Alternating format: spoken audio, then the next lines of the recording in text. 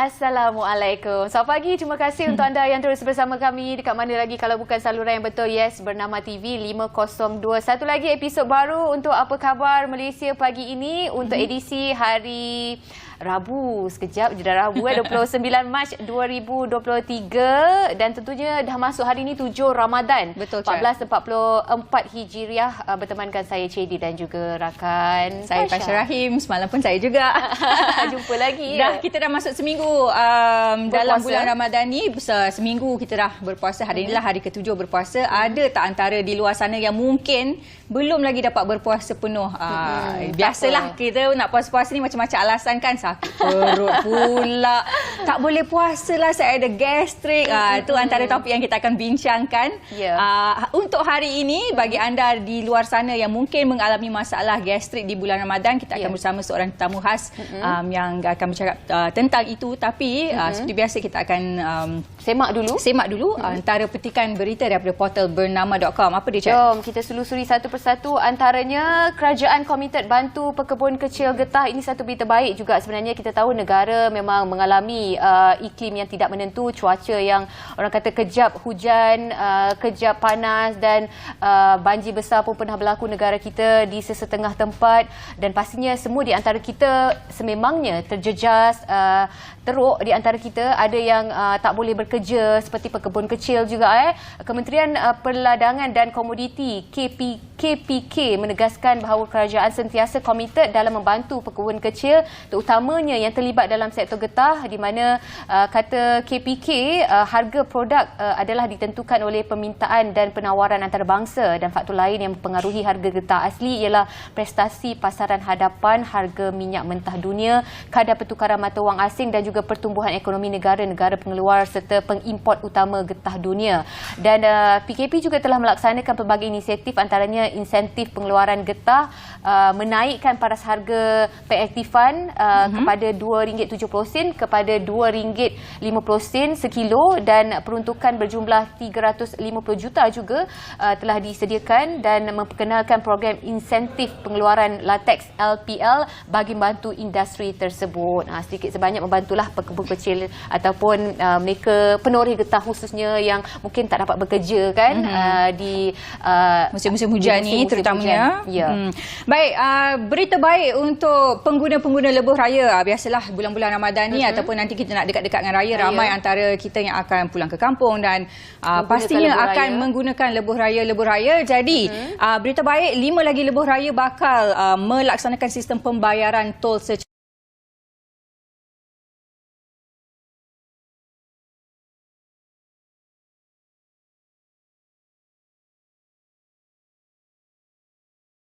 antara 5 lebuh raya yang disebutkan oleh Menteri Kerja Raya Datuk Seri Alexander Nantalinggi adalah lebuh raya Damansara Puchong LDP, Skim Penyuraian Trafik KL Barat, Sprint, lebuh raya Shah Alam Kesas, Terowong Smart dan juga lebuh raya Kuala Lumpur Putrajaya Max. Jadi pada 24 Mac lepas, beliau telah mengumumkan 6 lebuh raya termasuk lebuh raya Butterworth Kulim, seperti yang diumumkan oleh pihak Plus akan melaksanakan open payment system. Jadi ini akan memudahkan lagi perjalanan para pengguna lebuh raya kerana memberikan memberikan pilihan kepada pengguna lebuh raya untuk membayar tol secara mungkin boleh menggunakan kad kredit ataupun kad debit selain daripada penggunaan kad touch and go dan sebagainya yang ada sekarang ni lah. Sebelum ni kita tahu touch and go ataupun e-wallet dimonopoli sistem itu di semua lebuh raya, tapi sekarang dah ada kaedah lain seperti debit macam Mastercard, Visa dan sebagainya boleh digunakan. Jadi tak adalah orang yang tiba-tiba tersangkut pula dekat stesen tol mungkin tu ada kan. juga yang pertama kali masuk lebuh raya, alamak touch and go pun tak ada kan. Itu dia memberi kemudahan sebenarnya kepada pengguna lebuh raya itu sendiri. Baiklah, seterusnya ini sesuatu yang positif. MIDF unjur tekanan kos yang berkurangan bagi pengeluar Malaysia, di mana MIDF Research mengunjurkan tekanan kos ke atas pengeluar Malaysia akan berkurangan, terutamanya didorong oleh harga komoditi global yang rendah dan tekanan isu rantai rantaian bekalan global yang semakin mereda, dan pembukaan semula China selain bekalan buruh dan bahan yang lebih baik di peringkat global turut memberi sokongan di mana penurunan berterusan dalam inflasi indeks harga pengeluar IHPR memberikan isyarat positif terutamanya untuk trajektori indeks harga pengguna ICP dan dalam tempoh terdekat tambahnya, dan bagaimanapun kadar faedah yang lebih tinggi dalam ekonomi utama, kenaikan harga tenaga, mata wang yang tidak menentu serta ketegangan geopolitik berterusan akan mencetuskan risiko penurunan kepada inflasi global, termasuk tekanan pertumbuhan harga Malaysia pada tahun 2023. Baik, seterusnya satu lagi berita berkenaan ekonomi negara juga. Menurut kata Menteri Perdagangan Antarabangsa dan Industri MITI Tengku Datuk Seri Zafrul Tengku Abdul Aziz berkata antara salah satu faktor yang menyebabkan penurunan kedudukan Malaysia dalam ranking daya saing dunia adalah kerana kelewatan membuka semula sempadan antarabangsa. Jadi kedudukan Malaysia telah pun turun ke kedudukan ke-32 pada tahun 2022 berbanding tangga ke-25 pada tahun 2021. Jadi jika dibandingkan dengan Amerika Syarikat dan juga Eropah, Malaysia telah mengambil langkah berhati-hati sebelum membuat keputusan untuk membuka semula sempadan antarabangsa pada 1 April tahun lepas. Jadi antara faktor lain adalah persepsi komuniti, perniagaan tempatan dan juga antarabangsa terhadap peraturan-peraturan dan juga undang-undang yang dilihat sebagai kekangan dan kurang mesra perniagaan. Namun MITI sedang mengkaji cadangan untuk memudahkan lagi syarikat-syarikat tempatan dan juga luar negara untuk melabur dalam negara ini. Jadi diharapkan antara usaha-usaha ini dapat membantu menaikkan lagi ekonomi negara. Pertumbuhan ekonomi negara kita. Sebenarnya ada pro and con sebab lewatnya ataupun beradanya Malaysia di tangga yang ke-32. Kita kena ambil kira dari segi mengimbangi nyawa rakyat ialah sebab kita baru saja menghadapi pandemik dan juga untuk kelangsungan hidup rakyat Malaysia sendiri. Betul. Baiklah. Itu dia antara berita-berita yang dapat kami kongsikan bersama di portalbernama.com. Banyak lagi kita akan dapatkan berita terkini dari bilik berita sekejap saja lagi. Tapi sebelum tu kita nak tengok dulu ramalan cuaca untuk hari ini dari Jabatan Meteorologi Malaysia. Apa cerita agaknya bagaimana cuaca? Silakan.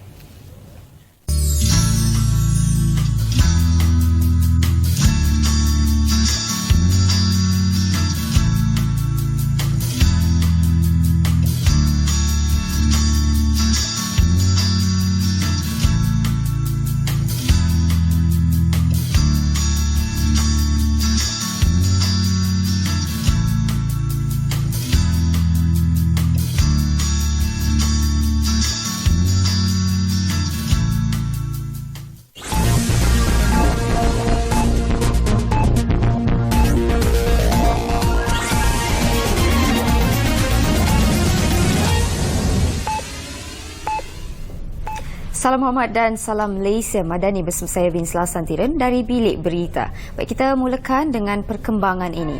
Sebanyak 20 projek perumahan swasta sakit membabitkan lebih 1,700 unit. Rumah berjaya diselesaikan sehingga menerima sijil perakuan siap dan pematuhan sehingga 28 Februari lalu. Timbalan Menteri Pembangunan Kerajaan Tempatan, Akmal Nasrullah Muhammad Nasir berkata, sehingga tempoh sama kementerian telah mengenal pasti 145 projek perumahan swasta yang lewat dan 436 projek sakit daripada lebih 3,000 projek perumahan swasta berlesen.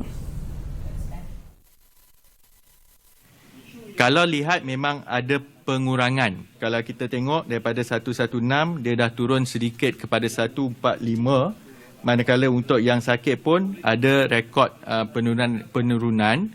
Cuma yang saya nak kongsikan ini juga yang kenapa kita buat draft ataupun gambar rajah sedemikian rupa untuk menunjukkan bahawa data ataupun angka ini terlalu dinamik. Jelasnya penubuhan Task Force Projek Perumahan Swasta Sakit dan Terbengkalai memberi hasil positif apabila 6 projek sakit melibatkan lebih 2,200 unit telah dipantau dengan rapi sehingga ia dikategorikan sebagai projek lancar. Selain itu, terdapat 5 projek terbengkalai yang kini berjaya dikeluarkan daripada senarai kategori tersebut, antaranya Dolomite Park Avenue di Gombak, Taman Petaling Utama di Selangor, Kesar Melati di Gombak dan Mukim Bukit Besar, Kuala Terengganu. Menerusi kerjasama Lembaga Lebuhraya Malaysia LLM dan Kereta Api Tanah Melayu Berhad KTMB, kerja-kerja naik taraf jambatan KTMB yang merentangi NKVE di kilometer 11.25 membolehkan had kelegaan jambatan ditingkatkan. Ini merupakan salah satu langkah pencegahan bagi memastikan tiada kenderaan berat dengan ketinggian melebihi 4.5 meter gagal melepasi had ketinggian pada ketika ini.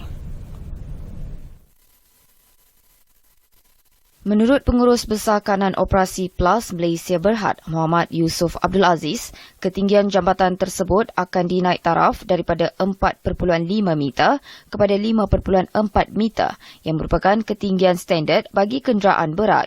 Clearance height jambatan tersebut pada laluan laju ataupun fast lane tidak mendapati standard yang sepatutnya. Jadi kita kena buat kerja renovation, kita kena buat something untuk kita memberi laluan yang betul. Lori yang membawa muatan lebih daripada tahap tinggi tersebut tersekat di situ, memang ada. Tapi tak banyaklah sebenarnya. Sebab kita, lori ni pun dia mematuhi. Dia tak boleh bawa overloading, overheight. So mana yang cuba-cuba tu yang tersangkut tu. Jambatan KTMB yang terlibat merupakan laluan Skypark Link tetapi setakat ia masih tidak digunakan. Baik, perkembangan politik, Presiden UMNO Datuk Seri Dr. Ahmad Zahid Hamidi mengesahkan semua calon parti itu akan menggunakan lambang dacing bagi pilihan raya negeri di 6 negeri nanti. Timbalan Perdana Menteri itu berkata, parti-parti lain dalam kerajaan perpaduan pula akan menggunakan lambang pilihan masing-masing bagi calon mereka. Namun katanya mereka akan bergerak sebagai satu jentera kebersamaan antara parti-parti dalam kerajaan perpaduan. Ditanya mengenai pembahagian kerusi, beliau yang juga pengerusi Barisan Nasional berkata, UMNO bersama parti lain dalam kerajaan perpaduan setakat ini masih belum membincangkan secara formal mengenai perkara itu.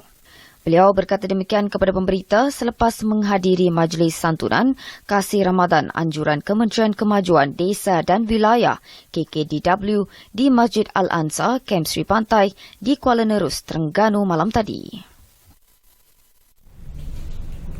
Sekian dari Bilik Berita. Salam Malaysia Madani dan salam hormat.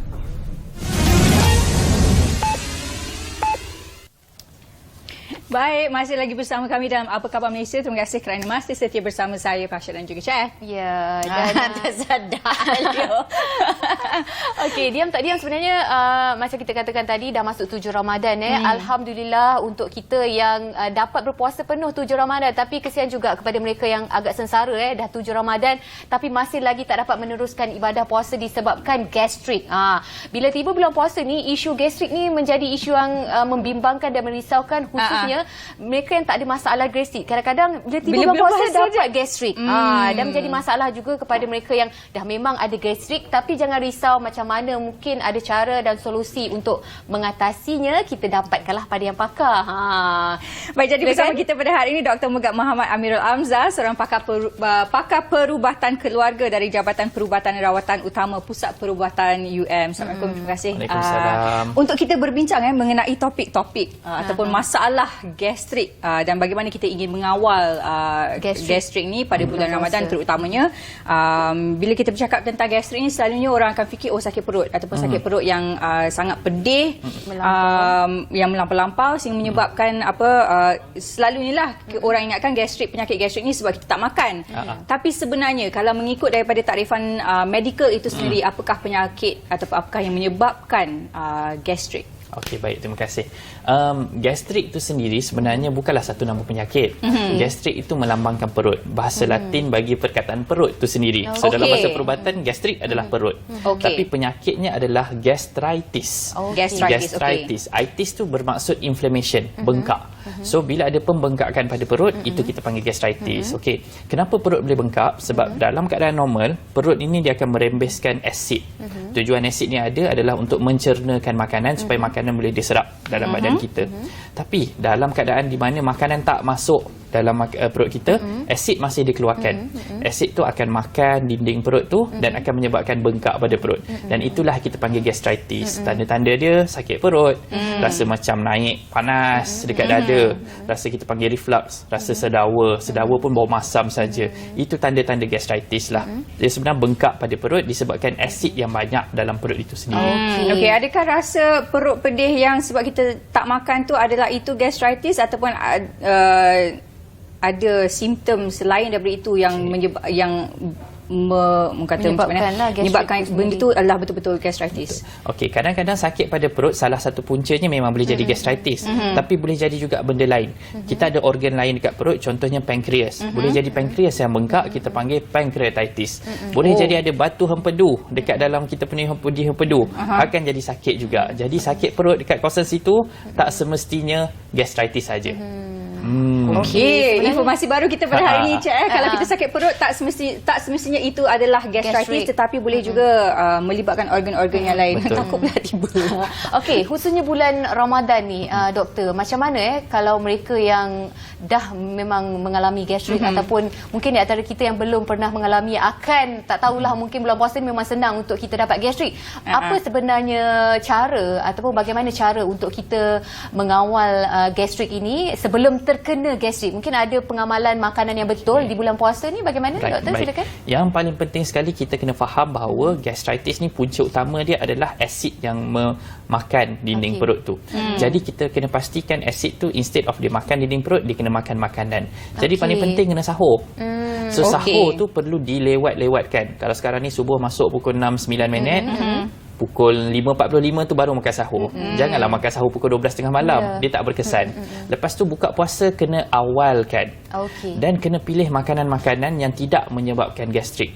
Contohnya makanan-makanan yang masam, jeruk-jeruk. Contohnya juga makanan-makanan yang pedas. Contohnya makanan yang bergoreng, banyak minyak. Kesemua ini akan menyebabkan gastritis itu akan jadi lebih teruk sebenarnya.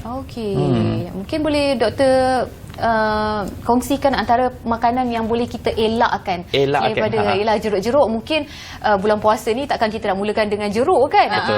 Mungkin pengamalan makanan yang sesuai. Baik. Kena elakkan daripada makanan-makanan yang merengsakan lagi dinding perut tu lah. Yang contoh saya cakap tadi, pedas lah. Memang kita elak jeruk, tapi kita orang Melayu, kita suka makan makanan pedas. Kita dah tahu kita ni ada gastritis, tambah pula kita berpuasa, perut kita banyak masa, banyak jam yang kosong.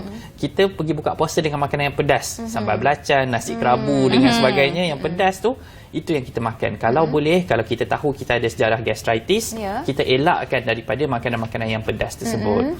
Pada masa yang sama juga, makanan-makanan yang bergoreng, sebab minyak tu dia akan buat satu lapisan dekat kita punya stomach content, isi kandungan makanan, yang mana akan melambatkan makanan tu pergi ke usus kita dan menyebabkan asid tu jadi lagi banyak dalam perut kita lah.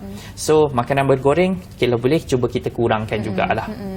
Itu yang tak boleh ataupun yang kalau boleh kita elakkan lah. Yang boleh sebenarnya digalakkan yang bagaimana, doktor? Okey, yang boleh selain daripada itulah, apa-apa saja boleh. Tapi kadang-kadang kita kena faham bahawa lain orang, lain makanan dia. Ada setengah orang dia makan certain benda dia tak kena gastritis. Tapi orang lain makan benda tu dia kena gastritis. So kena tepuk dada tanya diri sendiri apa makanan yang menyebabkan gastritis tu.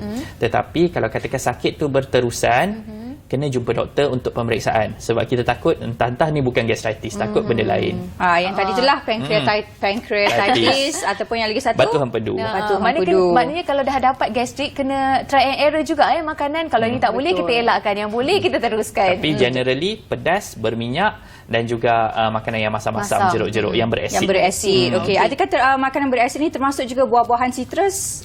Buah-buahan sitrus taklah banyak sangat unless kalau kita ambil dalam kuantiti yang sangat berlebih daripada biasa. Kena bersederhana. Ambil sikit tak apa. Okey, jadi untuk pesakit gastrik ni ada tak ubat yang boleh diambil oleh pesakit gastrik? Katalah macam terutama sekali bulan Ramadan ni, ada ubat yang boleh diambil supaya dia boleh berpuasa sepanjang bulan Ramadan tu. Okey.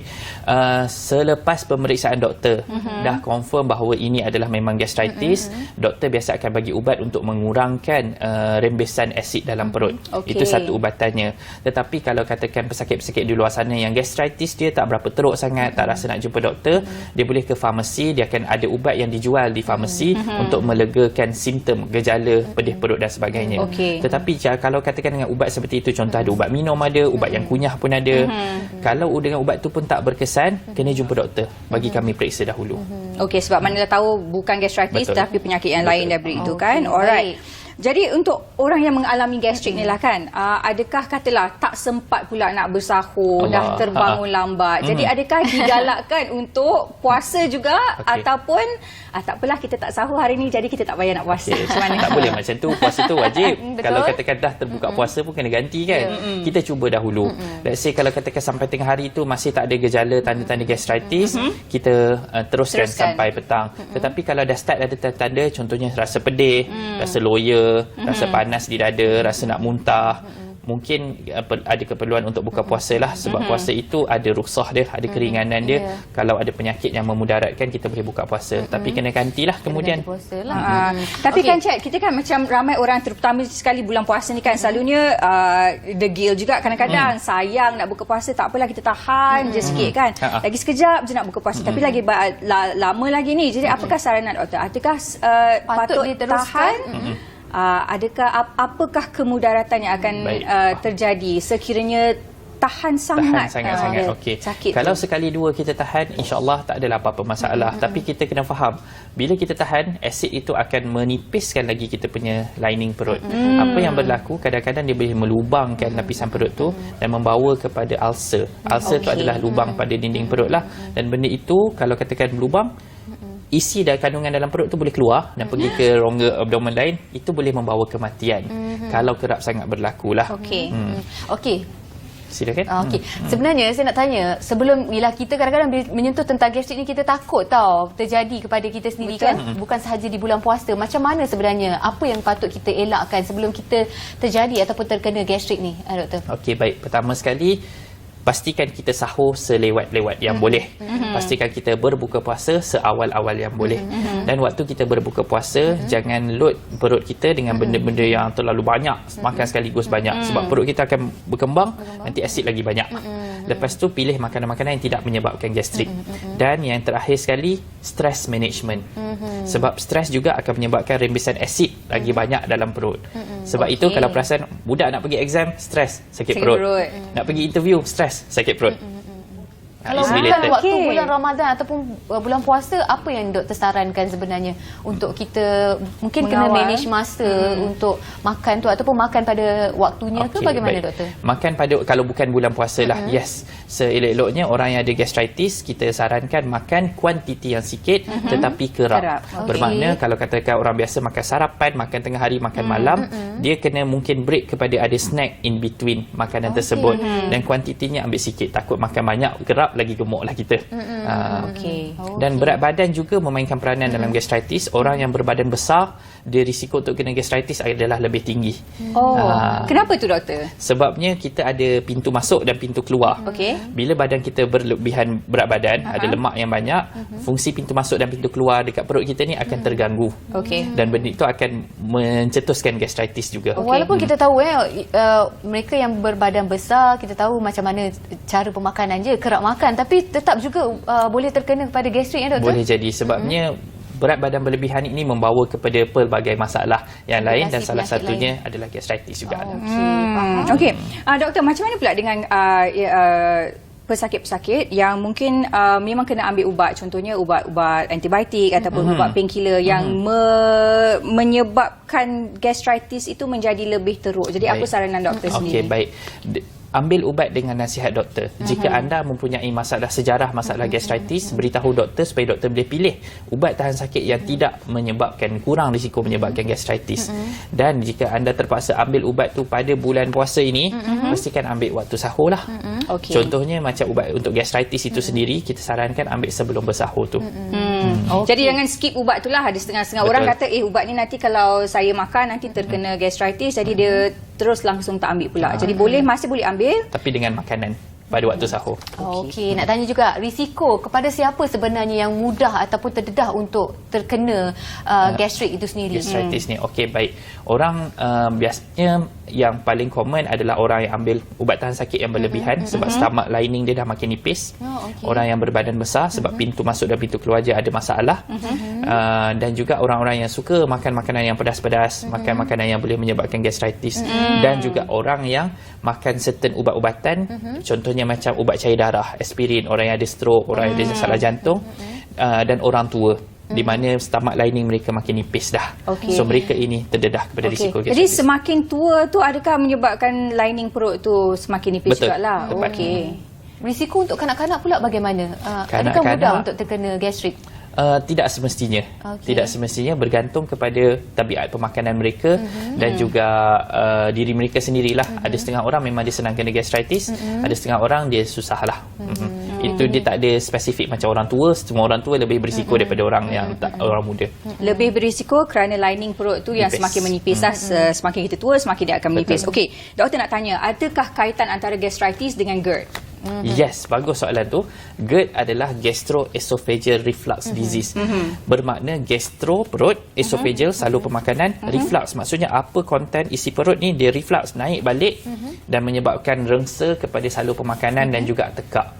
Dia boleh berada bersama dengan gastritis. Bermakna orang tu ada gastritis, dia juga ada GERD. Dia boleh ada sama sekali. Cuma mungkin ada masalah-masalah lain, contohnya pintu masuk yang tak betul. Pintu masuk, pintu yang kawal makanan masuk ni tak betul. Contoh berat badan berlebihan, apa yang patut duduk dalam stomach ni, dalam perut ni, dia naik balik. Itu punca GERD lah biasanya. Rawatan dia hampir sama, tetapi ada spesifik rawatan jika katakan simptom tu tidak berjaya dikawal, kita ada spesifik rawatan lain lah. Kan? Jadi gastritis tu akan membuatkan GERD tu menjadi lebih teruk? Yes, boleh. Sebab asid juga yang naik tu. Okey, ada masa lagi ke? Nampaknya kita tak punya Laju saya banyak menjawab masa ni. sekejap saja, doktor. Okey, sedikit nasihatlah ataupun kata-kata semangat kepada mereka yang sedang mengalami gastrik ketika ini dan tak dapat nak meneruskan puasa kadang-kadang. Walaupun hakikatnya dah niat ni, dah tanam azam nak puasa, tapi tak boleh juga disebabkan dek gastrik ni. Okey. Puasa ni memang satu ibadah yang wajib kepada kita dan kita tak boleh ambil ringan puasa ni. Sebab itu kalau katakan kita buka puasa, kita wajib ganti, dan kalau tak mampu ganti, kita wajib untuk bayar fidyah. Tapi pada masa yang sama, puasa ini tidaklah sehingga memudaratkan kesihatan kita. Oleh itu, bila katakan kita berpuasa, kita cuba sedaya upaya untuk elakkan daripada risiko kena gastritis itu dengan cara bersahur, lewatkan bersahur. Pilih makanan-makanan yang tidak menyebabkan gastritis. Supaya usaha kita itu juga dianggap sebagai satu ibadah yang membawa kepada kesempurnaan ibadah puasa kita sendiri. Ya, itu juga satu tips yang mungkin anda boleh guna pakai dan amalkan di bulan Ramadan ini. Kalau boleh sahur, kita lewat-lewatkan. Kalau mungkin di luar bulan puasa tu, waktu makan tu guna dengan sebaik-baiknya dan makan pada waktu yang betul. Betul. Baik, terima kasih Dr. Amirul Hamzah berkongsi sedikit mengenai bagaimana kita boleh mengawal gastritis di bulan Ramadan terutamanya. Baik, kita nak berhenti berehat untuk seketika, tapi sebelum itu kita ada VT yang menarik mengenai kapal korek.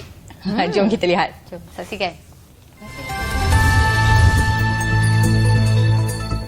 Warisan ikonik perlombongan Bijih Timah Tanjung Tualang Tin Dredge No. 5 ataupun TT5 menjadi kapal korek pertama di negara ini dan di dunia menerima anugerah daripada Institution of Mechanical Engineers ataupun IMechE, United Kingdom. Pengerusi Infrastruktur Tenaga Air dan Pengangkutan Awam Negeri Perak, Datuk Seri Dr. Muhammad Nizar Jamaluddin berkata pengiktirafan itu menjadi kebanggaan Perak dan Malaysia kerana TT5 menjadi kapal korek pertama diiktiraf badan jurutera itu yang setakat ini telah memberi 137 penganugerahan di seluruh dunia. Katanya, kerajaan negeri menerusi Perbadanan Menteri Besar ataupun MB Inc. telah membelanjakan RM10 juta sejak 2017 bagi kerja-kerja membaik pulih kapal tersebut. Anugerah itu disampaikan sendiri oleh Presiden IMechE iaitu Ur Ing Pil Pil. Antara yang pernah menerima pengiktirafan itu ialah pesawat Concorde, RAF Museum Supermarine Spitfire dan Belfast Royal Victoria Hospital. Sementara itu, kapal korek TT5 yang berusia 85 tahun dibina oleh syarikat British FW Payne pada 1938 dan kini di bawah seliaan MB Inc. melalui anak syarikatnya Amanjaya TTS Sendirian Berhad. TT5 dipilih sebagai penerima anugerah berkenaan kerana menepati kriteria iaitu terpelihara dengan baik, memberi sumbangan kepada ekonomi negeri dan negara serta mempunyai ciri warisan tersendiri. Dalam pada itu, Yor Ing Phil Pil berkata, badan kejuruteraan itu mengambil masa 3 hingga 4 bulan untuk menjalankan penilaian terhadap TT5 sebelum keputusan pengiktirafan itu diluluskan. Sekian laporan daripada saya, kembali kepada rakan di studio.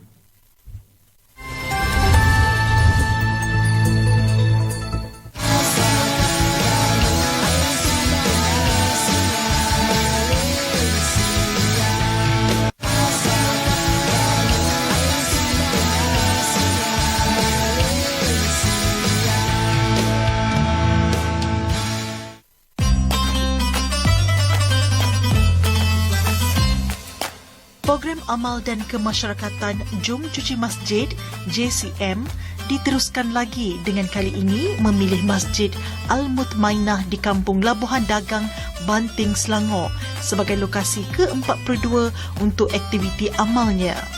Lebih menarik, aktiviti ketiga dalam kalender aktiviti JCM tahun ini turut meraikan satu lagi edisi khasnya bersempena ketibaan Ramadan. Aktiviti kali ini turut disertai lebih 200 penunggang motosikal berkuasa tinggi dengan upacara flag off disempurnakan oleh pengusaha Paya Indah Wetlands dan wakil dari Ibu Pejabat Polis Daerah Kuala Langat serta diiringi anggota PDRM. Selain peserta JCM, kerja-kerja pembersihan kawasan sekitar masjid, Tanah Perkuburan Islam Labuhan Dagang dan aktiviti mengecat masjid turut disertai penduduk kampung terutamanya daripada Kariah Masjid. Kami memang sangat mengalung-alungkan lah. Walaupun kami memang ada program almost tahunan lah. Bersih kubur, bersih masjid, ada tahunan kan. Tapi bila ada tetamu ni, kami sangat mengalung-alungkan. Ahlan wa sahlan wa marhaban bikum kepada mereka yang memang dapat memberikan sumbangan yang ketara di segi kemakmuran masjid, insya-Allah lah. Wakil Ma'had Tahfiz Sulamaniah Malaysia menzahirkan kesyukuran dan turut berterima kasih kepada rakyat Malaysia yang menghulurkan bantuan kepada mangsa bencana tanah runtuh di Turki bulan lepas. Alhamdulillah, ramai NGO yang datang membantu untuk baik pulih dan juga kemanusiaan di sana, dan keprihatinan masyarakat Malaysia terutama hari ini Persatuan Jom Cuci Masjid sangat dialu-alukan, dan ini membuktikan bahawa kita prihatin dengan nasib saudara kita umat Muslim di mana-mana. Saya kira Persatuan Jom Cuci Masjid ini tidak hanya bantu di Turki saja, tapi yang saya maklum banyak tempat Syria dan juga mana-mana tempat di dalam negara dan di luar negara. Pengasas JCM Jalil Kamarudin turut menyerahkan barangan keperluan asas kepada komuniti setempat, termasuk penyerahan 50 kampit beras kepada asnaf Kariah Masjid Inayatur Rahman, Kampung Batu Laut, Banting. Program kali ini juga disokong Timbalan Menteri Pembangunan Wanita, Keluarga dan Masyarakat, Datuk Aiman Attirah Sabu, yang turut menghantar 50 bakur rahmah untuk diserahkan kepada golongan asnaf. Turut menyumbang Yayasan Al-Tarmidi dan Kelab DZ Bikers menerusi penasihatnya Datuk Zailan Muhammad. Dengan adanya program sebegini, sedikit sebanyak dapat meringankan beban pada golongan yang memerlukan.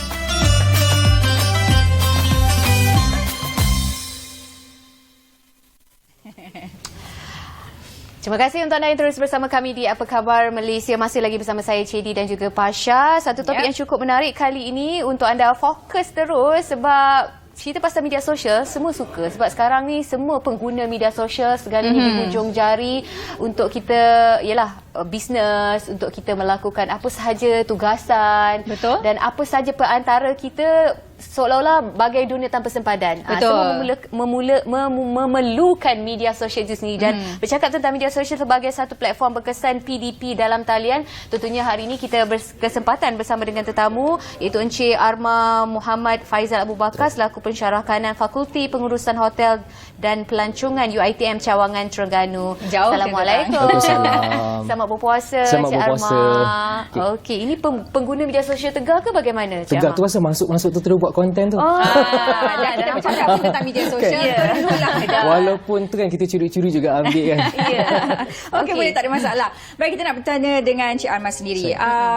Bagaimanakah penggunaan media sosial ni sebagai salah satu platform untuk pengajaran dan pembelajaran atas talian ini digunakan dalam konteks di UiTM sendiri?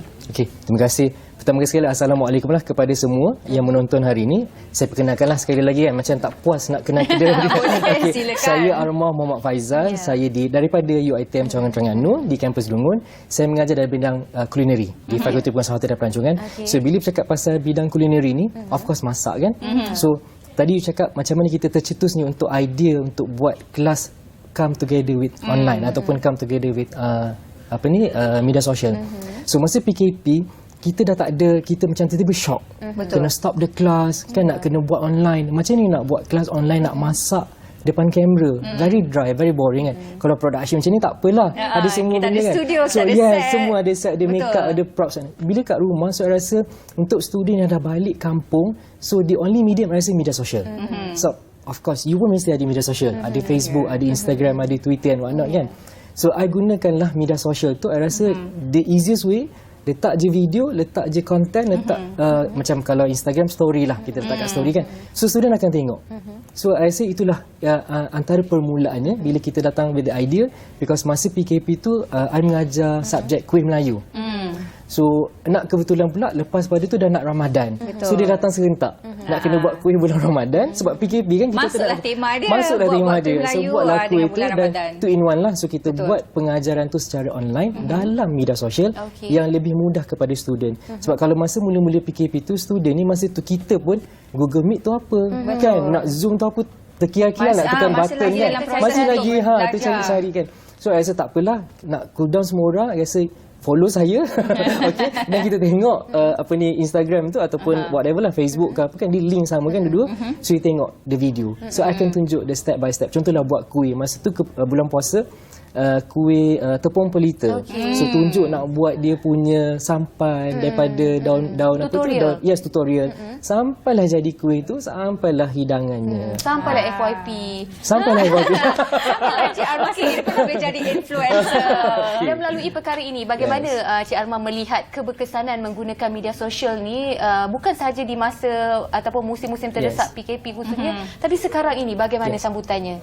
Kalau kita tengok sekarang ni kan, now bulan puasa sekali lagi kan, semua orang nak keluar nak share cooking kan, nak tunjuk what not, cara masak betul ke tak betul kan, ada tak foundation. So sebenarnya media sosial paling mudah sebab kita pun nowadays celik je mata, tutup dulu alarm kan, mesti buka dulu. Itu yang pertama tengok dulu kan. So sebenarnya selain daripada sebenarnya dia two in one lah, kita boleh membantu pelajar kita instead of dia guna apa tadi macam saya sebut Google Meet dan sebagainya, dia juga boleh gunakan media sosial dia untuk dilihat kepada ni lah bahan pembelajaran dan pengajaran kan. Dan dalam masa yang sama juga kita bantu juga masyarakat di luar. In other ways that dia juga dapat idea, oh this is how kita run the class in the UiTM. Dan dalam masa sama juga, oh macam gini rupanya dia buat kuih. So nampak tak, maksudnya transfer of knowledge itu bukan hanya kepada pelajar kita. Kita juga membantu rakyat kita ataupun whoever lah yang melihat kepada video itu. Kadang-kadang video ni kan orang share dan sebagainya, which is bagus lah sebenarnya kan. So dia dapatlah manfaat itu bersama-sama orang luar juga. Tapi kadang-kadang ni adalah salah satu mungkin kekurangan dalam menggunakan media sosial ni adalah dia adalah sejenis komunikasi secara satu hala. Sebab tak dapat feedback secara terus daripada para pelajar terutamanya. Bagaimana Encik Arma mengatasi orang kata challenge tu? Okey, masa kita buat mula-mula dulu kan, masa saya buat tu, so bila kita dah tunjuk dalam macam saya supaya kata tadi kuih, student kena buat kuih. Dia tengok video saya, dia kena buat pula lepas tu. So what they should do is that dia kena record pula video dia. So dia pun kena post juga dia tak post lah dekat media sosial dia, tapi ada juga yang post lah. Dia kena hantar ke dalam kita punya drive, Google Drive. Kita akan evaluate, kita akan tengok betul ke tak betul step. Daripada visual lah kita tengok kan. So daripada situlah kita akan komen balik kepada student. Okay, itu antara salah satunya lah. Dan tadi tanya pasal cabarannya, sebenarnya kalau masa zaman tu cabarannya the only is that line lah. Kalau especially kepada student yang tak sempat balik kampung masa PKP tu kan, so dia berada dalam kampus mungkin yang tak ada device. Tapi nowadays saya rasa media sosial bukan satu cabaran.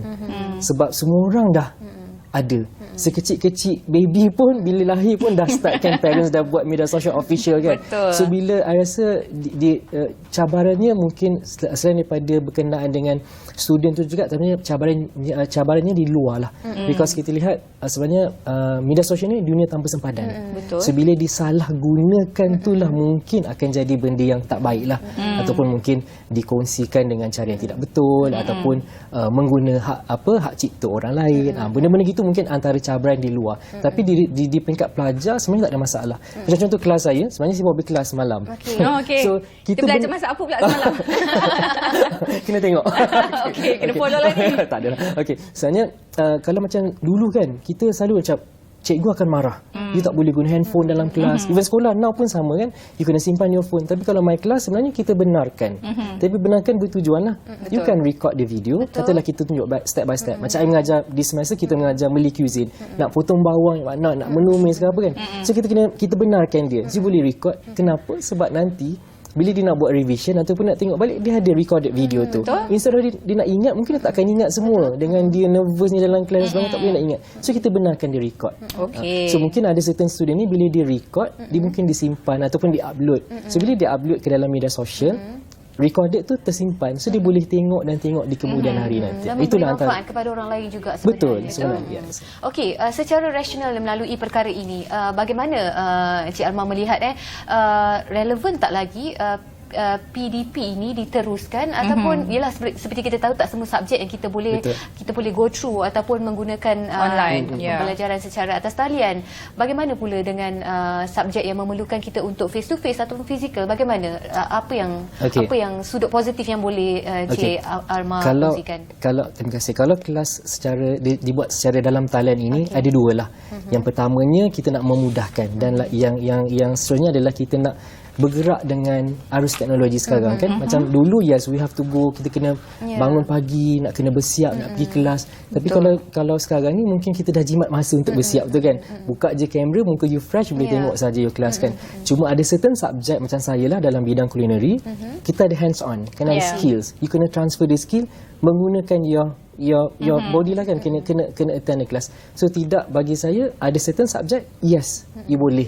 Katalah lecture saja. Saya pun ada lecture kelas. Yes, we can have that online. Kita bagi lecture saja, dan lecture tu bagusnya because tadi itulah dia recorded. So macam dulu kita kena dengar dekat dalam kelas. Habis you tak ingat dah. Kena buka notebook baru you boleh baca balik. Tapi bila ada online kelas ini, you ada recorded, ada videonya. Dan kita pula kalau katalah kita tak boleh ada, contohlah pensyarah kan, kadang kita ada benda lain, ada mesyuarat dan sebagainya, tak boleh nak buat slot kelas pada waktu tersebut. Kita boleh buat recorded session. Yes, and then student boleh tengok, repeatly tengok dan tengok lagi. So itu antara kebaikannya lah. Tapi untuk kelas yang perlukan skills dan sebagainya, dia mungkin ada constraint sedikit. Because kita tak boleh tengok face to face dia punya skills tu. Sebab macam mengajar masak kan, nak kena rasa, nak kena so benda-benda itulah antara cabaran dan juga kekangan untuk kelas. Tapi kalau kita pandang di other side of yang positifnya, ada kita punya satu lagi sudut skill yang lain sebenarnya. Kalau kita mungkin secara tinggi kita boleh edit video kan, kita tengok kreativiti kat situ. Banyak sebenarnya yang kita boleh pelajari daripada penggunaan media sosial dalam PDP ni. Tapi kita nak berborak panjang lagi dengan Encik Armah. Kita nak berhenti berehat seketika, jangan ke mana-mana.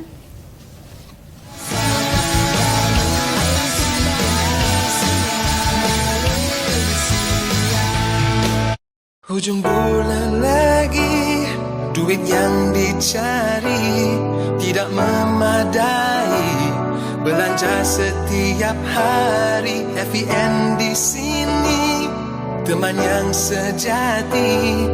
Dengan ikhlas hati, membantu anda berdikari. Sama-sama mendidik diri, tidak bijak urus wang dengan informasi.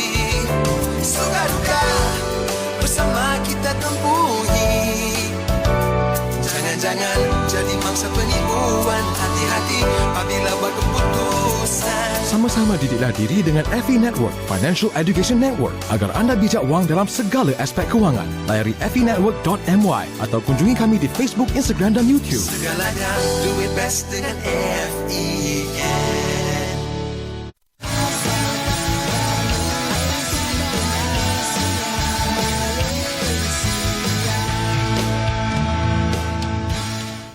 Baik, masih lagi bersama kami dalam Apa Khabar Malaysia. Kita bercakap mengenai penggunaan media sosial dalam PDP. Terutama sekali kita bercakap mengenai subjek ataupun orang kata kursus-kursus yang memerlukan latihan secara praktikal. Jadi bersama kita masih lagi Encik Arma daripada Fakulti Pengurusan Hotel dan Pelancongan. Jadi kita nak tanya, macam mana Encik Arma sendiri menarik minat ataupun nak retain student punya attention tu kan, sebab ialah pelajar-pelajar ada cara pembelajaran mereka yang tersendiri. Ada yang belajar lebih baik menerusi praktikal, ada yang boleh saja membaca secara teori pun boleh.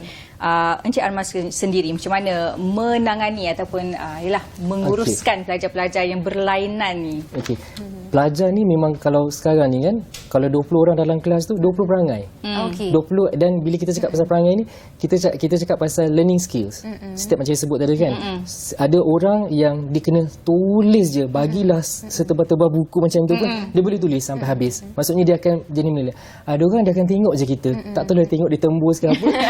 Sebenarnya dia akan tenung je kita, mungkin dia boleh hafal. Betul. Ada student dia kena highlight the books ataupun kena kan. So memang learning skill ni memang berbeza. So macam mana saya menarik ataupun saya nak make sure that semua student ni dapat bagi attention dengan kelas kita, especially kelas yang kita kata dibuat dalam media sosial ni. Kena the first class tu kita kena tahu dulu karakter setiap student ni. You macam mana, kita kena buat ice breaking dulu. Kena kenal dulu semua orang kan. So lepas pada tu kita akan tanya dia, macam ni you suka belajar? Kadang-kadang student biasalah bila kita tanya, oh kita suka baring saya depan PC kan, depan laptop kan, kita pun tak nampak dia kan. So kita bukan tanya benda itu, kita tanya how you suka, you kena menulis ke. So kita tanya dia dulu. So bila kita dah ada semua orang punya perangai tu, dan kita akan adapt lah, kita akan sampaikan mengikut kesesuaian pelajar-pelajar kita. So macam saya sebut tadi kan, bila kita kata di media sosial ni, kita faham dia akan tengok kita tu kadang-kadang mungkin katalah video 3 minit for example. Macam kita kadang-kadang kita tengok, kita skip kan. Betul. So each of the second tu kenalah masukkan sikit dia punya humor ke, ataupun dia kenalah masukkan sikit ada tips. Sebab belajar masak ini, you bukan hanya tahu masak saja. You kena tahu the basic foundation of cooking, principle of the cooking. You kena bagi tahu. Contohlah, katakanlah dia rebus ikan for example. So at what temperature air tu, suhunya, berapa lama masanya. You kena ada benda-benda tu. You tak boleh dry kosong je, dia akan jadi kosong dan hambar lah. Dan dia akan jadi very straightforward. So in between of the segment ataupun in between of the syllabus tu, you kena bagi benda-benda yang tadi tu lah, joke-nya, humornya sikit, you know. Bila macam kita lah, bila kita tengok TV program kan, kalau dia dry saja, benda tu pun akan jadi dry. Betul. Jadi pencara pun nak kena jadi pelawak lah sekarang. Terpaksa dia banyak karakter kan. So benda tu lah how that kita boleh create, because we are doing video. Sebab kalau video ni kita faham, bila kita pun kalau kita tengok benda yang more than 10 minutes, within 3 minit tu kita rasa alamak, kita dah distract dah. Kita dah distract dah. Attention span tu sangat pendek sekarang. Itu antara benda-benda ni lah. Jadi pandangan Encik Arma sendiri bagaimana cara pengajar ataupun tenaga pengajar sendiri itu untuk mengekalkan student ini terus pay attention pada kita dari segi teknik cara pengajaran atas talian tu kena tukar ke bagaimana? Okey, untuk cara atas talian dalam talian ini sebenarnya kalau kita macam sekarang bila dah selepas daripada pandemik kan, endemik sekarang ni kan, sebenarnya kalau kita di UiTM, pensyarah dah banyak diberi pendedahan. Dia beri kursus ataupun di macam-macam platform. Kita diajar how you boleh edit the video, macam ni you nak buat the kelas dengan lebih bermanfaat, you boleh buat quizzes. Macam dulu kita nak kena buat quiz, kena buat on paper. Nah, ada macam-macam platform. So itu antara benda-benda yang kita buat ataupun yang disediakan oleh pihak universiti untuk membantu pensyarah, dan juga dalam masa yang sama kita membantu kepada pelajar kita lah untuk ensure that dia keep on ikut arus perkembangan kita ni, daripada kelas yang face to face kita buat secara online dalam talian, dan dalam masa yang sama juga kita kena enhance juga kita punya teaching skills. So kalau dulu of course kalau nak mengajar, apa yang kita kena ada? Whiteboard, marker pen. Kalau dulu OHP, you still remember kan OHP kan? Okay, letak dekat tu, pasang lampu, tengoklah semua. Sekarang you can be more than that. Dan pengajaran dan pembelajaran lebih interaktif. Dan Betul. sebenarnya di UiTM sendiri pun daripada dulu dah memang ada EPJJ tu. Kita kena highlight ni alumni UiTM. Okey. Ada EPJJ tu daripada dulu. Jadi penggunaan media sosial ni lebih kurang dia mengembangkan lagi lah penggunaan orang kata media sosial dan juga teknologi dalam PDP. Kita bercakap tentang fakulti Encik Arma sendiri. Dia banyak topik-topik ataupun banyak subjek yang memerlukan human touch ataupun people skills. Jadi dari segi itu, bagaimana penggunaan media sosial itu dapat mengajar atau membantu pelajar-pelajar ni untuk mempelajari all these skills yang selalunya kita boleh belajar hanya dengan face to face. Face to face saja. Okey. Saya tambah sikit. Dalam fakulti saya kita ada 4 bidang. Bidang kulineri, kita ada bidang perkhidmatan makanan, kita ada bidang pengurusan hotel dan last sekali adalah pengurusan pelancongan. So keempat-empat bidang ni dia memang tadi sebut kena ada human touch dia. Dia kena ada skills yang kena you buat. Video hand dan sebagainya kan. So apa yang kita ada ataupun apa yang kita buat sepanjang pandemik dan juga endemik ini untuk kelas yang online, apa yang you perlu buat is that memang kita bercakap pasal skills. You memang kena masak. You mana boleh tengok video dan you hafal besok ataupun minggu depan you exam boleh buat. So tidak. You kena keep on training. Macam contohlah, kita ambil mudah dalam kelas kita mengajar macam mana nak potong sayur, vegetable kan. So kalau you hanya buat sekali saja, bila you tak practice, you takkan dapat. Ataupun you tak dia punya penterjemahan tu tak sampai. So untuk student ini, that's why saya sebut tadi tu, bila you dah tengok the video, nak tak nak you kena buat juga. You kena buat. Kalau you hanya bergantung kepada video, susah. Skills kan. Jadi students pun kena ambil inisiatif dan juga usaha sendirilah. Tak bolehlah bergantung pada kita dah tengok video Encik Arma, kita boleh pergi enjoy. Dia kena balik ke praktis juga. Tak attend kelas pun tak apa, tunggu exam je nanti. Tak boleh. Biasa lepas pada kelas tu dia ada macam kelas saya tu dia seminggu sekali. So kata minggu ni kita akan tunjuk topik A. So sebelum sampai ke topik B minggu depan, dia have to submit their own video apa yang dia buat di rumah tu. Itulah yang kita buat sebenarnya masa sebelum ni.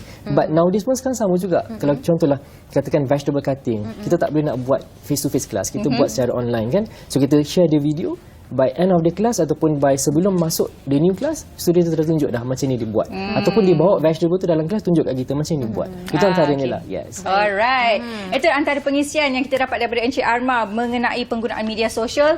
Antara salah satu sebenarnya orang kata ialah kita pun kenalah berkembang mengikut peredaran masa. Jadi ada baiknya penggunaan media sosial ni dalam pengajaran dan juga pembelajaran. Apa yang penting kita sebagai individu ataupun manusia itu sendiri, apa sahaja yang kita gunakan, khususnya media sosial, kalau boleh tolonglah kita berilah manfaat kepada orang lain. Jangan gunakan media sosial di jalan yang tidak betul. Betul. Baik, terima kasih sekali lagi kita ucapkan Encik Arma, pencerahkanan daripada Fakulti Pengurusan Hotel dan Pelancongan UiTM Cawangan Terengganu. Baik, itu sahaja masa kita ada untuk edisi hari ini Apa Khabar Malaysia. Anda telah pun bersama saya Fasha dan juga teman saya. Betul, selamat menjalani ibadah puasa. Ingat tau, puasa sampai habis, tunggu azan maghrib baru berbuka tau. Okey, apapun saya Cedi undurkan diri, sampai kita jumpa lagi. Assalamualaikum, bye-bye. Bye.